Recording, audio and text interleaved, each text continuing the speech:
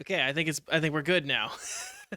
This week on the podcast, we're talking PUBG Battlegrounds. Since it's gone free to play, why not? Let's talk about it. We've got Yu-Gi-Oh Master Duel on the docket, as well as a question: do scalpers add value to the market? We'll discuss that later this episode. All of that and more in this week's episode of Next to Nothing. Roll the intro. I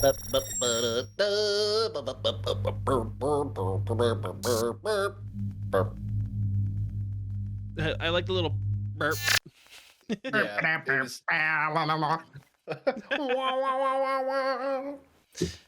Hello and welcome to Next to Nothing, a podcast for gamers on a budget. I am your host, Danie K. With me, as always, the wonderful, the beautiful, the Mr. Green, Elite Green. How are you doing today? I am doing gloriously. Not a care in the world. Happy, ray of sunshine. How you doing, Danny? I am doing pretty darn good. I cannot complain at this exact moment in time, unless I really, really tried. With us, as always, the Spooky, the Ukuli, the Mendacii. Mendacii, how are you doing today? Pretty spooky, man. For the better part of the last 3 days, 3 working days, I should say, I've had to work with an industrial paint stripper as I work in the aerospace industry, and it is strong enough to deglove your hand. And if you're unfamiliar with that, I guess, turn of phrase, it can take the flesh and meat from your bones. And it smells like a sweet cocktail sauce. I kind of want to drink it and see what happens. Can you deglove your throat asking for a friend? It's quite morbid. Yeah. That is, thanks for that image, Mendacii. Guys, thanks for watching and listening to the show. If you miss any part of the show this week, you can find us on YouTube, Spotify, Apple Podcasts, Google Podcasts, and everywhere podcasts are found. If you want to join us live, you can do that every Tuesday on Twitch at twitch.tv/DanieK. That's every Tuesday at 7 p.m. Central Time. If you guys want to be a part of the show, you can answer the question of the week. Last week, we asked you guys what property would you like to see turned into a tabletop RPG. This week, we're asking you, what's your favorite Yu-Gi-Oh series? What's your favorite or season, series, whichever? There's only one Yu-Gi-Oh, and that's OG. Shut the fuck up. I like the one where Kaiba's a good boy. I like that. Where Kaiba's a good boy. Yeah, like he's not a total fucking prick. What are you referring to? Like, after they're like, oh, Pegasus is the true antagonist, and they work together. Oh, okay. So you're talking like Duelist Kingdom. Yes. Gotcha. Green, how about you? Honestly, I don't remember much Yu-Gi-Oh at all. So probably just like the first few seasons. I have no idea. That's one of the shows I haven't like felt the strong urge to go back and rewatch. Gotcha. Like I've been going through like my childhood of like anime, like Full Metal, and Avatar and stuff like that. Dragon Ball, like OG Dragon Ball. Oh yeah. But like Yu-Gi-Oh is just like it's not tickling my fancy, you know. So it's just like maybe I'll go back and rewatch it, and then I can tell you in like a year. Right. Yeah. Oh yeah, I've also been rewatching a lot of anime. You should go watch Shaman King, man. I think that they recently redid it. Yeah, they did. They did. Yeah, on Netflix. I heard it wasn't that great. Oh, I heard it was like childhood. Yeah, I heard it was okay, but it doesn't compare to like the OG Shaman King. Yeah, it was all right. Wasn't anything too special. Sad. I will say, Yu-Gi-Oh GX, while the dub was horrible, it was still fun. And that's when like you started getting like all the archetypes in the anime and like the really themed characters. Like this one person's character trait is just this set of cards. Like you know, like they really took like the Seto Kaiba thing of like Blue Eyes White Dragon and like amped it up where like the characters are just their fucking cards. Ooh. So GX is a special place in my heart for how cheesy and awful it was. Oh yeah, yeah. Imagine being defined by a brand too. Yeah. Like this guy only uses the promo cards from the bags of Doritos. Yeah.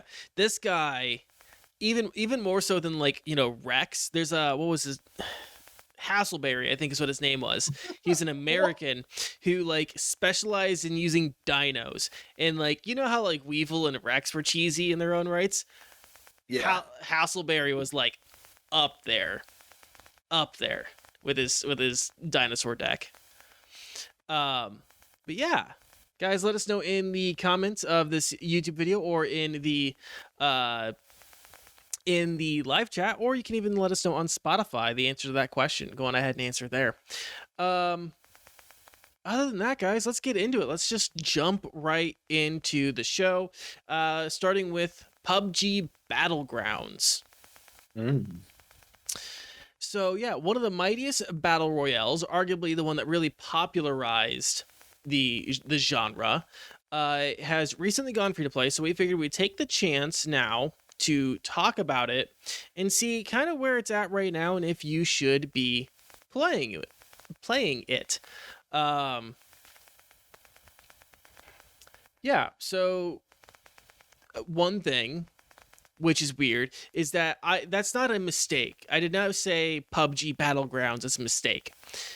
The game is now officially known as PUBG Battlegrounds, which is redundant because it stands Player for unknown battlegrounds. Yeah, exactly. Thank you. I probably like stroked out there a little bit. Thank you for helping me out. The game used to be what, $30, just about. Sounds right. Yeah. It was by a company called Crafton, but like I said, it's not free to play. For players who have owned the game before the change, you have access to legacy gear. You also get access to Battlegrounds Plus, which is their battle pass system, for free. If you're on PC and want to try PUBG now that it's free, the specs are a 64-bit processor, an operating system, an Intel Core i5 4430 or an AMD FX 6300. Graphics card, you're going to want a GTX 960 2 gigs or an AMD Radeon R7 370 2 gigs or anything higher or equivalent.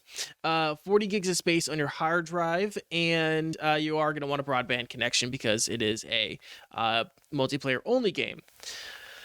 I don't know if we want to spend like a ton of time on like the gameplay loop itself, because the game has been around for so long and it's so well known. But I mean, the basics are that you are in a plane when the match starts. You choose where you want to drop. You fall to the ground in style, pick up weapons, and try to be the last person or team standing. Okay. The game has... Go ahead. Real quick. Mm-hmm. I was going to say, so like, as far as your drop-in goes, keep in mind, I'm not a Battle Royale guy.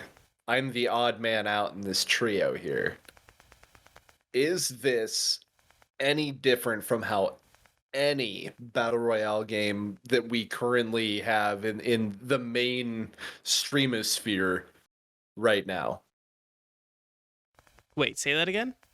So like how you enter into a match, you're Oh. dropping out of the sky and you're just landing on a map, just like, it sounds like literally every other Battle Royale game. Yeah, literally. I mean, every Battle Royale in existence that does that got it from PUBG. Fortnite, Yeah. Warzone, Apex. PUBG did it first. So we're talking about Grandpappy here. So we gotta show, I don't know, I guess some respect. Yeah, I gotta put some respect on that name. Gotta put some respect on that name. So yeah, I mean, it's not like it. I don't, like I said, I don't know if I wanted to spend like too much time on the gameplay, because it's, again, I feel like so many people just know what PUBG is and have seen it at one point, but yeah, that's really what it is. Green, do you want to add anything to it? No, it's, I mean, fairly simple battle royale game, like one of the OG granddaddies of battle royale. So Yeah. Um, the game, for the most part, at least from my perspective, plays the exact same from when I played it before. The game, I had 9 hours in it before it went free to play. You know, not a ton of time in it, but also not like I needed a ton of time in PUBG to get an understanding of what it is. Um, so you know, the game plays the way that it has always played. I don't think they've really added a ton to make the gameplay super duper different. You know, you can still get drops and, you know, find vehicles, and I think you can call in special vehicles with the items that you find. Um, you know, so it's not incredibly different. It's not like Apex where they're adding different characters or adding in, you know, or changing up the map drastically like Fortnite does. Um, so there just really isn't much really here to speak about gameplay wise, which is a little unfortunate because you'd think a game that is going on 5 years now would change drastically enough to warrant that, but it hasn't. I will say overall experience from the other night wasn't like bad. It's still a good game. It still plays very well. I'm actually very surprised with how well optimized the game seems right now. Like I can obviously I have an updated rig now from when I played it the first time, but it ran very very well on my current rig. When I was doing research though, I think a big part of this was PUBG was losing popularity because of just the amount of other battle royales that are in the market right now that are doing things that are interesting and didn't have a barrier to enter like PUBG did. And so I know they had been adding things like bots into the game to help fill out their lobbies and whatnot. So a concern for someone might be like, well, if they went free to play, is that really helping out that situation? And according to talkesports.com, the game has actually hit a 2-year player peak since it's gone free to play. So that can be that's a good sign for anyone who's worried about that, I suppose. But yeah, I think it's definitely worth checking out now that it's free. I think anyone who complains about it being free to play now after all this time probably didn't play it enough to get their money out of it anyways, so they shouldn't be upset. Green, what did you think? I didn't dislike PUBG when I played it. I mean, it was fine a few years ago. Now that I play it and like I return to it, especially after playing like PUBG Mobile, it almost feels kind of like cartoony in a way. I don't know why. I've just got that urge of like it's just PUBG Mobile but full size. You know, I'm playing on a keyboard and mouse. That being said, as a free to play game, it's not bad. I mean, just to pick up and play with a few friends every once in a while. You know, if you have that battle royale itch, I mean, sure, it's not bad. It's definitely not as I would say harsh as like Call of Duty Warzone or something like of that nature. So, and yeah, I would definitely say it's a good pickup for free to play. That honestly, I was kind of thinking the same thing about how kind of cartoony, like the gameplay itself doesn't really feel cartoony. Like you're not bouncing everywhere and building, and there's not like arcadey numbers on the screen and stuff like in Apex, but the aesthetics have gotten more cartoony. It feels like it used to be like because the game is born out of an Arma mod. Like it used to feel hardcore and tactical, but now it's kind of not. Like they've got like big bright costumes and like dudes wearing like dinosaur onesies and stuff, which is kind of odd. Yeah, it's kind of, it felt like it's pushed like towards more like the Fortnite play.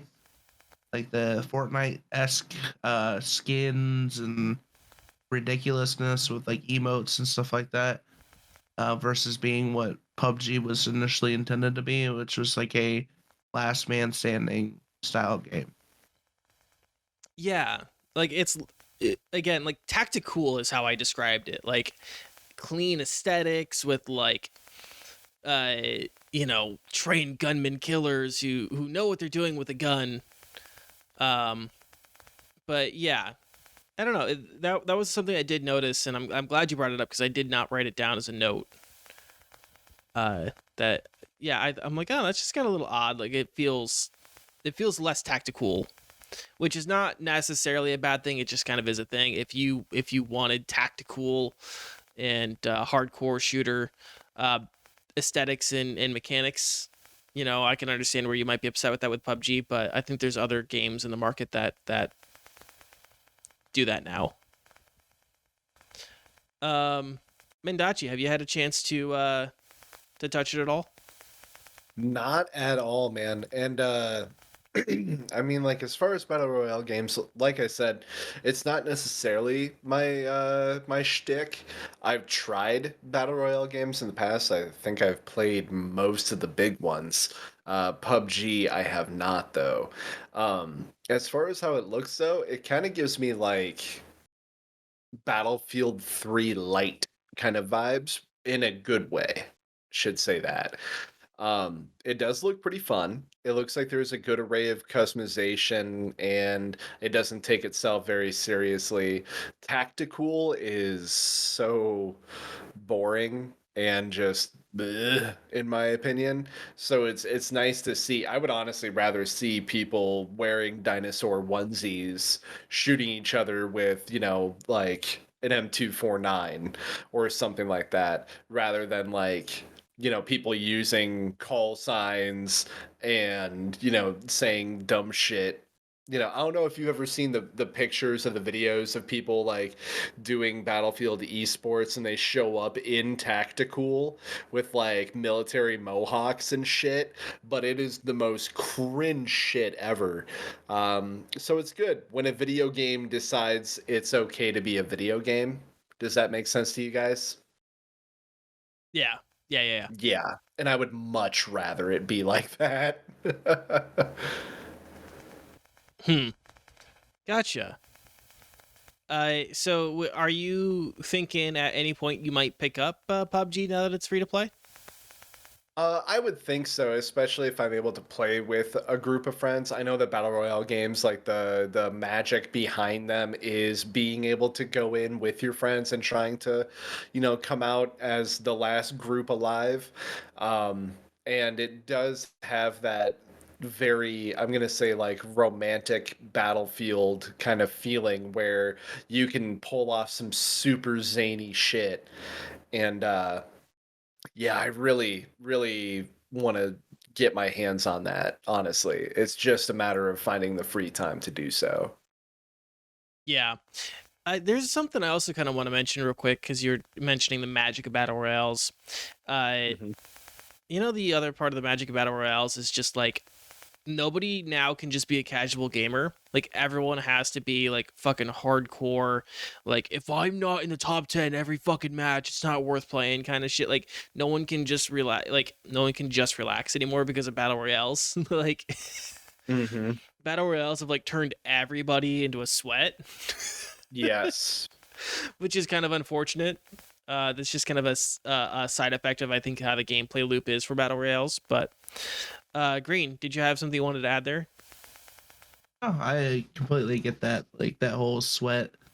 Like everyone has to push and push and push, to be like at the top of the battle royale scene. And if you're not playing the battle royale, you're no one kind of thing. I get that. Mhm. So, and it all started with PUBG, with Fortnite. Yeah. So, I mean, if you have been interested in PUBG, definitely try it out. Don't expect if you haven't played PUBG since like 2018, don't expect like big changes. It's going to be basically the same game. I think the gist of what we got here. Mm. Yeah. Sounds like it. cool. Do you Free guys? is better though. Free is better. Free is better, especially if you have a PC that can handle it now. Do you guys want to move on to probably what is the headliner of this episode? Ooh, yeah, let's do it. Some Jokes Yu-Gi-Oh! that headliner. Some Yu-Gi-Oh! Master Duel. So, it's no secret that I love Yu-Gi-Oh! Duel Links.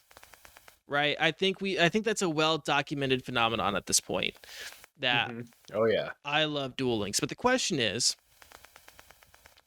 would I love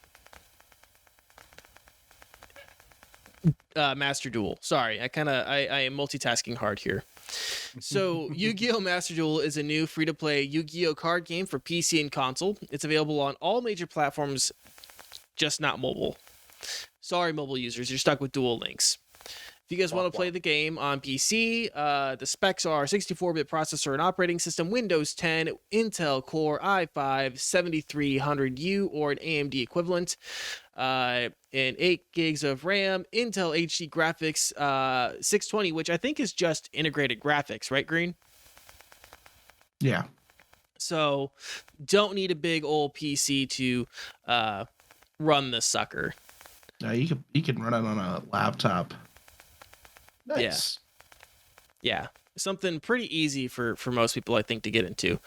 And of course, you need an internet connection because it is a multiplayer only game. Go figure, right? The game is being touted as the definitive digital version of the Yu-Gi-Oh! Card game. And so far, I believe that's kind of it. I think it is. In terms of the cards I've seen in this game, we are seeing cards in it that have just recently been released to the TCG, right? So it's not like Duel Links where they're several generations behind in terms of mechanics. You have all of the summoning mechanics that are in the game. You have all of the rules. As far as I can tell, you have all or the majority of all the archetypes and card styles in the game. It just is all there. So for example, like the Karibo brothers, there hasn't been, like, the Karibo brothers were like an anime only thing, where like they were like a one-off in a filler arc. They were never real cards, but now you have actual Karibo brother cards in the TCG, or I'm sorry, in the OCG. There's a difference between the TCG and OCG, and I don't remember exactly. I just know that TCG is like the main one. I honestly think it's that the TCG is like the Japanese version of the game and the OCG is the Western version. Anyways. Or other way around. OCG is Japanese, TCG is Western. Anyways. So like original card game versus trading card game? Yeah, I think so. Or translated card game. Yeah, I know that TCG typically refers to trading card game, whereas OCG typically refers to online card game. Yeah. So, let's talk about the actual gameplay, right? For anyone who doesn't know about Yu-Gi-Oh! You and your opponent face off with decks of at least 40 cards and 8,000 life points each. You have 5 front row slots for monsters and 5 back row slots for spells, traps, and pendulums. Which, if you guys are interested in learning about pendulum monsters, check back, what was it, 4 weeks ago? I think so. Pretty close. Talked about pendulum summoning in Duel Links. You also have 2 slots for link monsters, which is kind of in between the 2-player mats. Each player gets, I think you can control both links, and it's like it's like a no man's land between the 2 players. So this really is the full Yu-Gi-Oh! Experience for anyone who's been looking to get into the full version of the game. The game does provide a tutorial, but like with any card game, getting good at it is going to take practice and just like getting the knowledge. Green, how did you feel about the tutorial? Because I thought it was sufficient, but I would say it was sufficient. Yeah, I mean, it gave the basic like general gist of the game. You muted out there. I said it gives like the basic general gist of the game. Gotcha. So it wasn't bad. It wasn't a bad tutorial by any means. Yeah. I was kind of curious how like other people felt about it because now at this point I play so much Yu-Gi-Oh that most of the stuff is kind of just ingrained in me. Like, oh yeah, I know how to use a trap card and I know how to activate a spell card. I will say the actual like controller interface inside a game is a little clunky. It's taken me a little bit to get used to. It's not as fluid as Duel Links is, but I think that's just because of how much more there is on the screen that you have to contend with. I will say, before I get into more nitty gritty of the game and like the deck building and stuff, some notes I want to make about the UI, music, and just kind of like overall presentation. The UI of this game is really clean and nice. I really like the design of this game. I think everything makes sense where it's at. Really my only problem is like when you're in a duel and like trying to like summon cards and like put cards on the screen or put cards on the field. I think that feels just a little weird. But again, after a little bit of practice, it was basically a non-issue. The music is done really, really well in this game. I am so surprised with how good the music is. Some of the battle music makes me actually want to dance. And you can see like in my stream, like me just like kind of grooving to the music. It's pretty good. Although sometimes it is like a little too intense. Like they could bring it back down a notch or two sometimes. Overall though, I really like the presentation of the game. It doesn't come across as cheap or anything like mobile games like Duel Links does. Duel Links doesn't look cheap, but it looks mobile. You know what I mean? Yeah. And this game doesn't come across like that at all. It comes across as a full product with a really nice presentation. Green, anything you want to add to that at all? No, it was. I had a lot of fun. It looks so nice and crisp and fun. Mm-hmm. I like that it's the full size game, not just like a mobile version of the game. It's not condensed by any means. It's great. Yeah. I had a lot of fun building a deck for 4 hours. Well, okay, so that was the next thing I was gonna get into. Let's talk about the deck building, right? Because the game is free to play. So you kind of the main part of where they're gonna make their money on this game is through the deck building. So the main currency of the game is called gems. Card packs start out at 100 gems. And right now the game is being pretty generous with giving you lots of gems. And I imagine that if you play the game later in the future, starting players are going to continue to get the generous amounts of gems to start. And by the way, each pack gives you 7 cards. So right now, when you play the game, you can buy from 3 separate packs. There's the Stalwart Force packs. There's the Revival of Legends packs and the Master packs. When you buy a pack and open cards, depending on the cards you get, secret packs will be revealed to you. And the secret packs will contain certain archetypes or certain strategies or anything kind of like cards that play well together. And a secret pack is going to be available to you for 24 hours before you have to unlock them again. So for example, you open up a pack from Revival of Legends, and then you get something that's related to the Blue Eyes archetype, right? You get a White Stone of Legends or Maiden with Eyes of Blue or something like that. And then it's going to tell you, hey, you've just found the Blue Eyes secret pack. Would you like to go and buy more Blue Eyes cards? You go there, and then that shop will be available to you. The pack is going to cost the same, but that pack is going to be available to you for 24 hours to make more purchases from.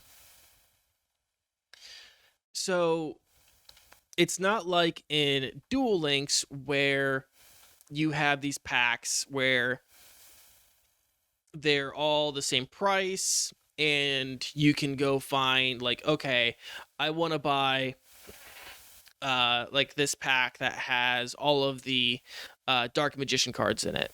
Or not all of the Dark Magician cards, but like a majority of Dark Magician cards.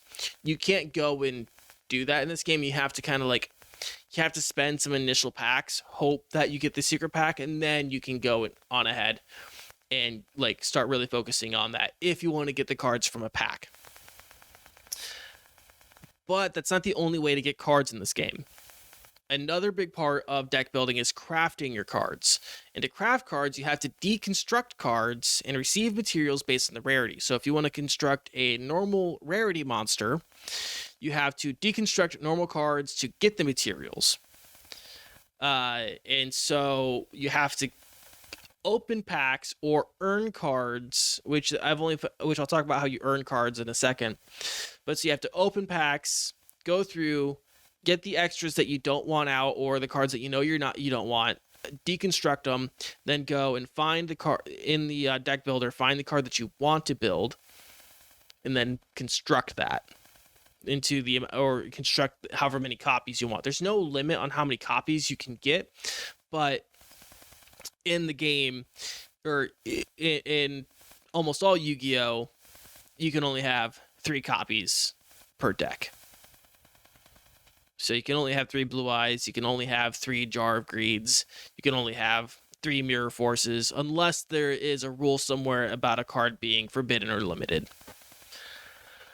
So that's how deck building works in this game. That's how you go about creating your deck and getting cards to build your decks. Did I miss anything there, Green? Anything you wanted to add? No. It's just the only thing I wanted to add was it's really not overly difficult to get the gems organically.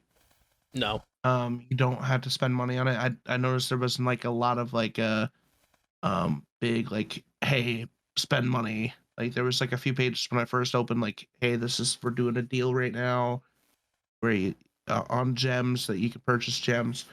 But for the most part it wasn't bad. Yeah. And I mean, I did spend money on it. I think I've spent about $15 on the game. Because Mendacii gifted me a Steam gift card a while ago, and I had money left over from that, and then I'm like, you know what, I'm gonna throw another $10 into this game. Why the hell not? So I have actually spent money on the game, but by no means, I didn't feel pressured to do so. I didn't feel like I had to. I just kind of wanted to because I had a little extra that I didn't mind Burn the spending on. hole. Yeah, exactly. I didn't know what else I was going to use that $5 or so from your gift card on. Yeah, out of the $6 that I gifted you. Merry Christmas. No, you got me like way too much, which was $20. That was too much. But yeah, so the game does have a single player mode called Solo, which actually focuses on card lore and stories. Where like other games focus on like anime and manga stories, this actually talks about like the card lore that is in the cards, because kind of like Magic, there is lore to the creatures and monsters in the game, and like spells and traps actually tell stories. Like there's whole like. There like certain archetypes are like diametrically opposed to each other. Like there's I think it's like Shirsana or something like that. It's like this series of fire zombie monsters, which is like all based around like the story of a swordsman who hunts down demons. And the like Mayakashis are like the demons that they fight. Like there's like these really complex stories told in these cards that you can explore now. Right now it has the Absolute Monarchs and the Elemental Saber. I think it's Elemental Saber campaigns, which is focused on the Elemental Monarchs and Elemental Saber support cards. So yeah, and so you can actually get You can get cards from that from doing those, but you'll also get materials from those as well, which is nice. It's nice to have that there, and also not have the story of Duelist Kingdom told to us like the 16th time, because that's something that you go through about every 3 months or so. You'll see an event on Duel Links that's specifically Duelist Kingdom related. Green, anything that you wanted to add to that? No. Okay. No. I actually didn't do any of the whole backstory of the cards thing. I was just creating decks to crush you with. Yeah. Well, we can talk about some of our games from the other night in a minute, but yeah, when compared to Duel Links, I think the deck building is more or less fluid, and I feel like it. I'm sorry, not more or less. I misread my notes there. I think it's a little less fluid. I feel like you don't. I feel like the deck building takes a little bit longer, and getting the materials takes a little bit longer. But they do make the path to deck building pretty clear and accessible. I think it's easier to build the deck that you want because it's not entirely based on RNG like Duel Links. So yeah, there's some pros and cons to how they do it. I also want to point out that I do have one UI issue with this game, and that is when you build a deck, you can add more of a card that you don't own to the deck, right? So let's say I have 2 copies of Jar of Greed, and I think for whatever reason that I have 3, because it's not incredibly clear sometimes. You can drag and drop that 3rd copy into your deck, and then want to go into a game, and then it'll tell you something is wrong with your deck, and then you have to go back and look at it, and it's not immediately obvious to you. Any deck or any card that you don't own that you have dragged and dropped into the deck should be gray. Like, it should not be colored. It should be black and white. So it's like, oh, that's a copy that I don't own. I can take that out. Because Green, I think you said you had that issue like even before the show started. I think I heard 2 people, 3 people in our group of 5 or 6 say that like in the 3 or 4 hours that we played Sunday night. Like, that's an issue that shouldn't be like that common. Another UI issue I noticed was there's like I can't find the fucking exit button. So like when I tried to close out the game, I had to like Alt Tab out. Yeah. I don't know if it's just because I'm fucking blind or what, but could be. Yeah. Could very well be. Could very well be. So there's one other thing I wanted to talk about before we kind of get into like just our experience and some of the cheese that we had the other night. Is that there is a dual pass, which is just another battle pass system. By paying for the dual pass gold, you will claim more rewards and just get more rewards for playing the game. But you can purchase it with 600 gems right away. I did. I haven't seen that much of a difference in benefit. It's okay. That's kind of up to you if you think it's going to be worth it to you. I didn't see an actual $ attached to the dual pass gold right now. Did you, Green? I didn't see it at all. I think it was like you could buy the game pass with gems, and I think like gems right now were I don't know. I think $10 for 1,000. I think the pass is like 600 gems. I'm not sure. So you can decide if it's worth it to you at all or not.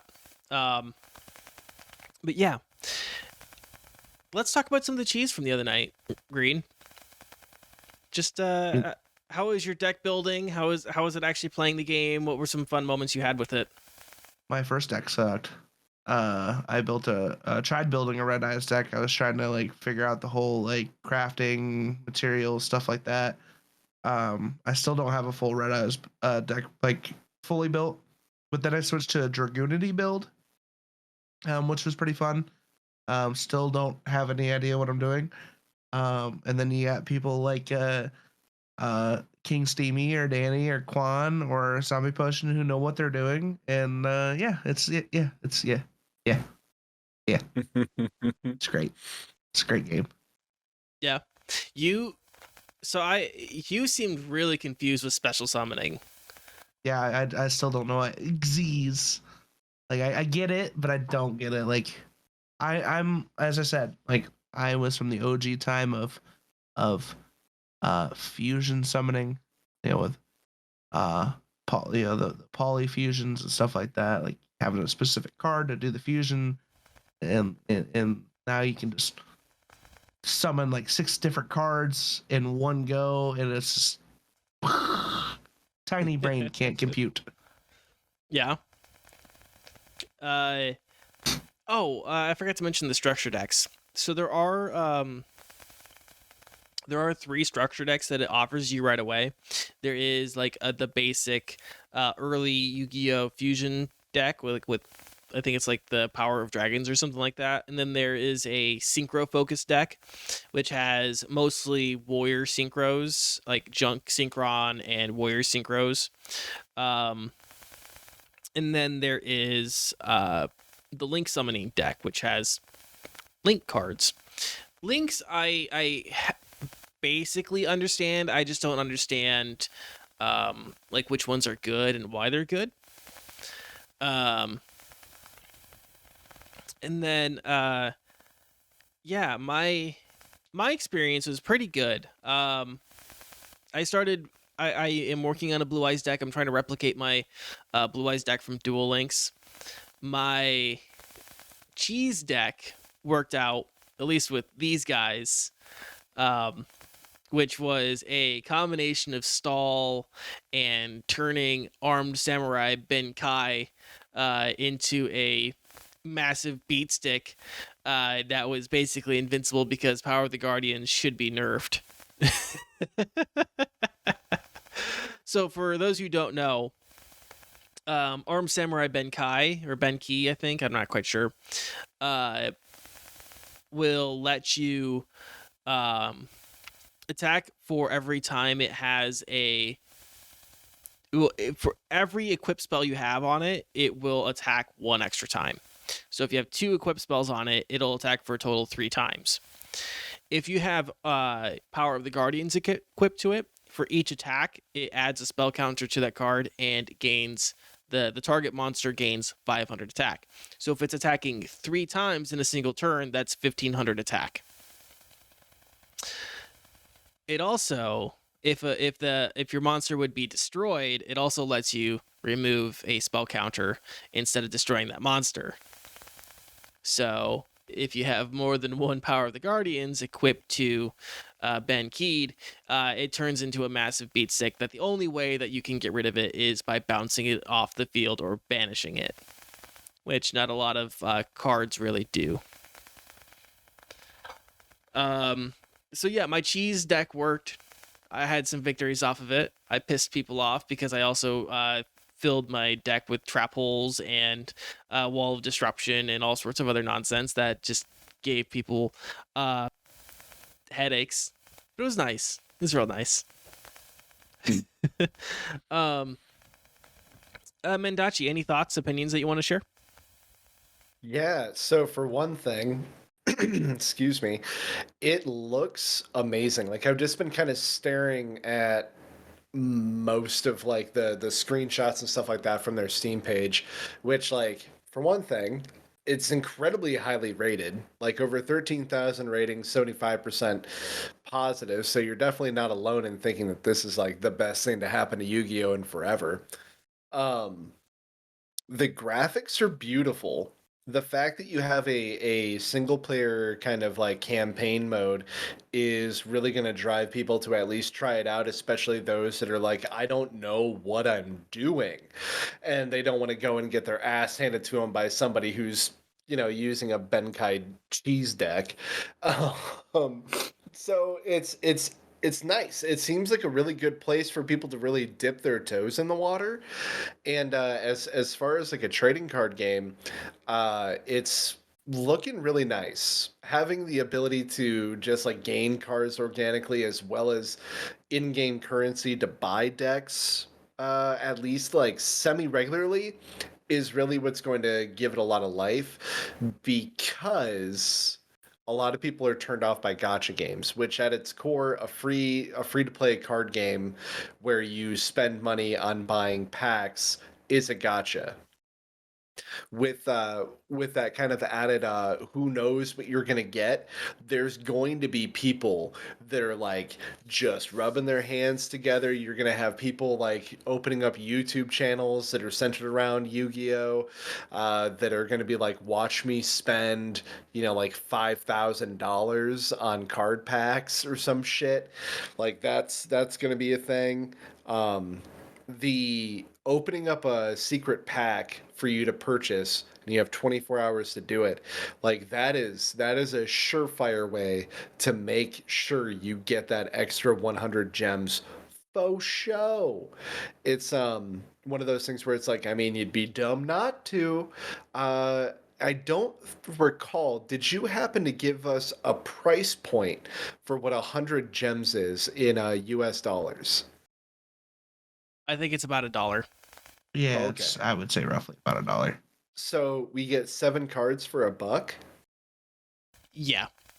That's probably the cheapest I've ever heard an online card game economy going.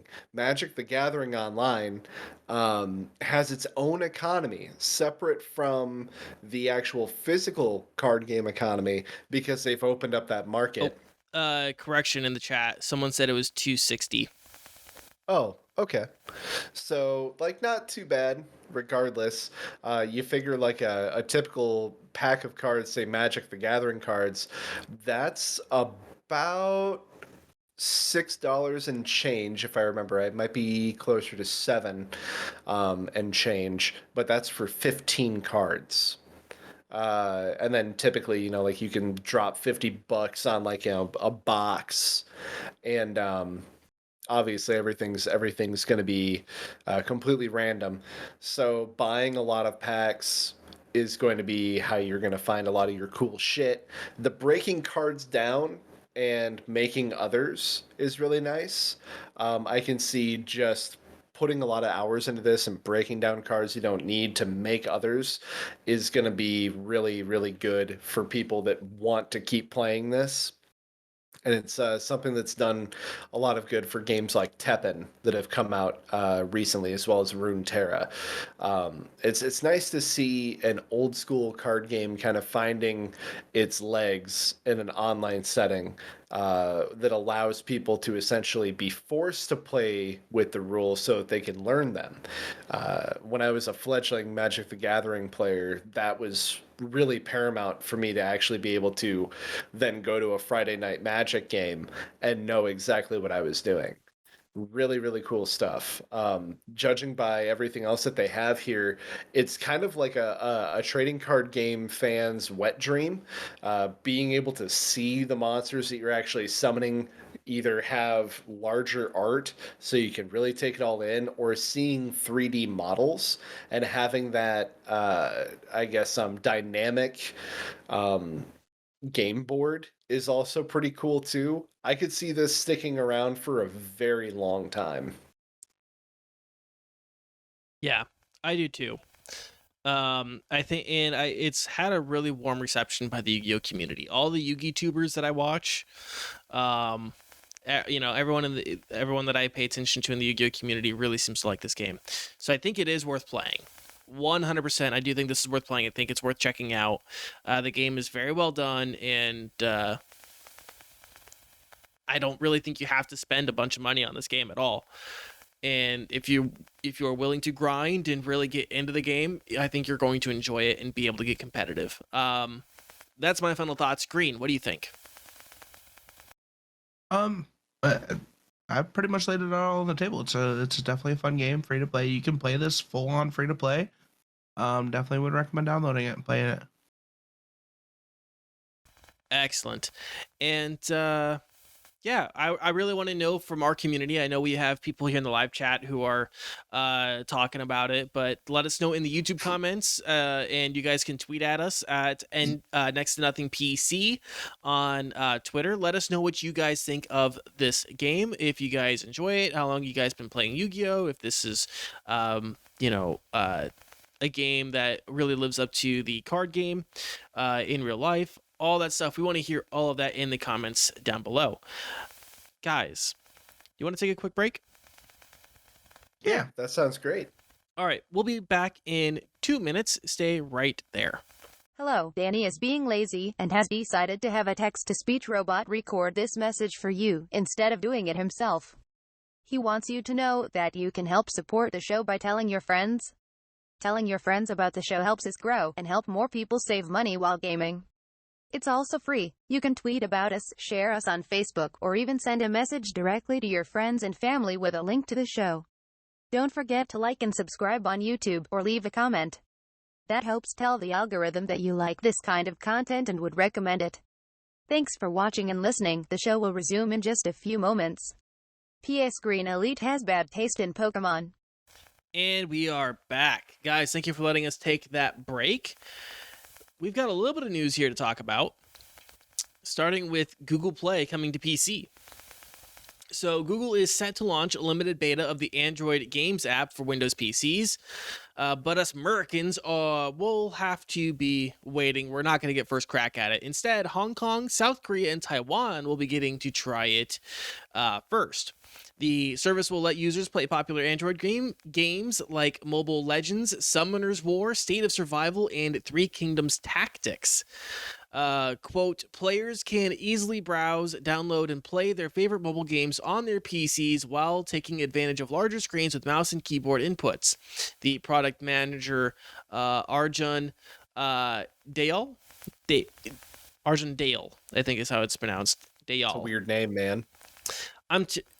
I'm terrible with Southeast Asian names. Absolutely awful. But yeah, that's what he said in a statement, and he added, "No quote, no more losing your progress or achievements when between devices. It just works with your Google Play Games profile." Which actually has me wondering: is that a big problem? Like, has that always been an issue for folks? Because I imagine any game that would have like both a mobile version and a desktop port of that mobile game would have its own account. Like, log in with your Google account. That is weird. So I genuinely curious. I don't know. Like, this is just like that's a blind spot of my knowledge. I just don't know the answer to that. So I'm very curious to know that, if anyone out there knows. But some zombie said, yeah, it's an issue in Genshin and Links. Well, I know with Duel Links, you can like log in with your Konami account to your PC and on your mobile phone. But yeah, that's the kind of the bulk of the story. There's not much else really there. And it's really kind of nice to see that Google is actually working on something like this, because I know Windows, specifically in Windows 11, they've been working on adding an Android emulator. I know Tencent has had their own mobile emulator, but I do want to see like some sort of standard set by Google, because Android is theirs. And so if it's going to be done right, I hope that they would do it, and then everyone else could just like make better versions of that. Like, I want Google's version of Android emulation on PCs to be the worst version of it, so we have a standard and can go from there. But yeah, it'll be nice to see. I don't think there's anything bad or wrong with this. Mendacii, what do you think? Honestly, it's going to be really good for mobile game developers when it finally hits. It makes sense that it's going to start out in Southeast Asia, because that is where the mobile game market is. I'm really excited to see how this kind of goes along. And again, the horizons that are opening up for mobile game developers, it will allow them to maybe make a little bit more than just like a time waster game. having played a couple really fun, really solid mobile games in the past, it's exciting, and we could actually move closer to being able to play old school games like, say, Final Fantasy IV, which I believe you can purchase most places, but it's big on mobile. At least it was for me. Um, it's a good thing, I think, being able to play games not on your phone, just staring at your phone, you know, constantly. So yeah, I can't really see anything bad with this. It's the only issue that I could see is more gotcha games rising, and they've always been a problem. They're going to always be a problem. Um, this gives them, obviously a larger platform to stand on. So be, I guess, tentative with my overall feelings, but hopeful is where I reside right now. Yeah. Green, what do you think? I guess it really just depends. I mean, I'm not huge of a mobile gamer as it is, so like having the emulation on my PC isn't like, necessary, in my opinion. So like, I don't really have much for it, you know. Gotcha. Yeah, I don't really play that much mobile games anyways. I do have there's a game I want to there's a game I want to review because I played it while I was traveling and I just haven't read the review for it yet. It's Judas Priest Hell yeah. mobile game. Are you talking about? I thought it was the Iron Maiden. Is it Iron Maiden? I'm pretty sure it's Iron- Iron Maiden. You had me download it. Do you play as a Legacy. zombie?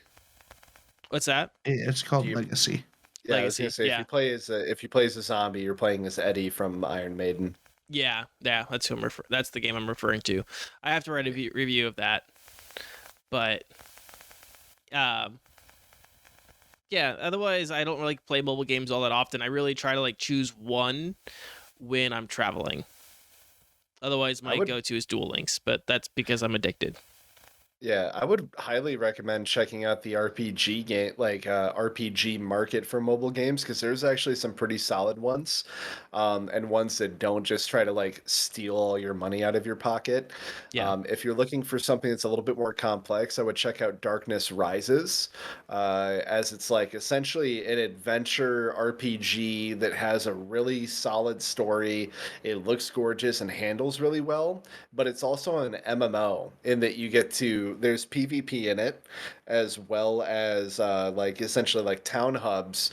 It looks gorgeous, and all of your attacks are super flashy and super fun. A lot of customization options in it as well, and classes to choose from. That was really fun. And if you're just looking for like kind of like I guess like a more in-depth but like fun time waster, check out Idol Slayer. It's a 16-bit side-scrolling, kind of like your character auto slashes at enemies and stuff, but it's like as deep as the deepest well in the world, and yet so simple, super fun, and never asks for your money at all. So, yeah, there's good stuff out there. It just there's tons and tons of bad too. Yeah. Tons of bad. Was Tons of there bad. was there anything else that we wanted to talk about with this game? Or with this not this game, this story? This news. This news? I don't think so. Yep. News. No, I'm good. Cool. Well, Mendacii, I got a question for you. Yeah. Do scalpers add value to the market? Hell no. Okay, so why am I asking that question for you? So there was a pretty intense interview that kind of sparked a lot of controversy over I guess the weekend, I believe is when it actually came out, by a man named Jack Bayless. And I'd really like to just go ahead and hop into this, because I have some choice words about what's going on. Um, And I think it's fair to say that everyone listening or that is watching us here live on Twitch is familiar with the chip, PS5, and Xbox shortage. Whether you've been morbidly curious or you truly just wanted to purchase one or all of these items, you've likely seen the ridiculous pricing across all platforms. Something you also may have noticed is the inability to purchase these items from credible retailers. And I know that everyone is so tired about hearing about the shortage, and I wish I was here to tell you that the end was in sight. I apologize, I truly do, and I instead have news about how some of these scalpers are getting their hands on these items ahead of you. We're all upset, frustrated, and tired, like I said. However, we now have a name and a face to aim some of our disdain towards. Well, not a face, but a name. Jack Bayless. Professional tosser and arrogant, classless trash human has made numerous headlines this past week due to his inflammatory and likely purposeful pot-stirring take on making scalping into a quote-unquote business. He's hiding his face, likely to give himself some cushion to be hired elsewhere by a real business in the future. Before I continue, I'd like to note that many news outlets have covered Jack's interview and they have purposefully neglected to make mention of his scampire, as I've likened to call it. This is in order to try and curb any traffic, commerce, or traction that it has on the market, and I'd like to follow suit. What I can tell you is that Bayless has a website where scammers and scalpers of all grungy, slime-covered corners of the web can subscribe for a monthly fee to get alerted to freshly stocked retailers selling items at MSRP so that they can buy them and use them for resale afterwards. Jack said in his interview that he believes a meaningless 25% price hike is applicable to anyone looking to spend money on a luxury good. It's harmless if we just create non-existent worth to a service or, worth we can reap the profits. It kind of sounds like NFTs and crypto, doesn't it? Anyway, if the markup was ever truly that low in the first place, it would be fair to you to pay for what you want. Just because, and how dare you want a luxury item? So by his logic, we can use cars. Cars are actually a luxury item. Let's say we use one price for around 22,000 American. In Jack's business model, it would actually cost you at least 27,500, with that extra 5,500 going to no one and nothing, just directly to the salesman for little more reason than fuck you tax. Absolutely ludicrous. Unless you're a zombie. That man does deserve your money. This is price gouging plain and simple. Keep in mind that the typical marked up price of a PS5 digital only, meaning that it's literally only going to play digitally bought games, is about $799 versus MSRP of $399. So that's about 57%. So not only is Bayless talking out of his ass, he's also helping aid people to continue to damage the market by continuing to scalp popular or highly anticipated products. My final words on Bayless and his quote-unquote business and the entirety of the practice are these. You are not businessmen. You are not stockbrokers. You are worse than that. You are a parasite on the market and to consumers. I refuse to play into your bullshit schemes that exist solely for you to take advantage of people who just want to enjoy media while going through some of the worst years many have ever faced. I hope that you invest all your dumb, shitty money into NFTs and crypto only to find that that too is an elaborate scheme to steal money from the unaware or, I guess, the all too hyped. Anyway, that's what I have to say about him. The whole thing. Everyone's tired of it. Everyone's pissed. Everyone just wants to have a good time or just upgrade things so that they can enjoy more of what they love so much. And this guy is helping hundreds, if not thousands, of other people take advantage of you, me, and everybody else that is trying to enjoy literally anything to get some joy out of the day. Very well put. In a less than articulate way, this guy's a douche nozzle. Yeah, yeah, Yeah, yeah. I would 100% agree. Absolute dickhead. Fuck this guy. Fuck this guy. Anything else we wanted to add to that story, that discussion? God, I tried so hard not to say, like anything super mean or super shitty. Like, I wish death on your house and curse you and, so on and so forth. I hope you stub your big toe and you have runny shits for a month. That's my Yeah. favorite go-to right there. Yep. Yeah. It's, Anytime you say that to someone, they're like, hey. yeah. Yeah. It honestly wouldn't be as bad if he didn't have the same kind of like, oh God, I don't want to say swagger, but swagger as say like Pharma Bro Martin Shkreli. Like it just makes it all the more bitter. And I'm already so fucking bitter, guys. I don't need a reason to be more bitter. But yeah, this guy is the fucking cherry on top of a shit sundae. I did so well not cussing so much this episode, but I'm so mad, dude. I'm so mad. I'm so mad. My apologies. It always comes down to like one guy who just thinks he's brilliant and thinks he's just the coolest and ugh. Yep. Well, I think we've said enough on that. Yeah. Do you guys think we should wrap up the show now? Yeah, why not? Yeah. Before I literally pop a vein in my head and like my eye goes full red and yeah, I'm gonna need at least an hour of cooldown after this. Cool. Yeah, we'll get you there here just in a minute. Green, what's coming up on your channel?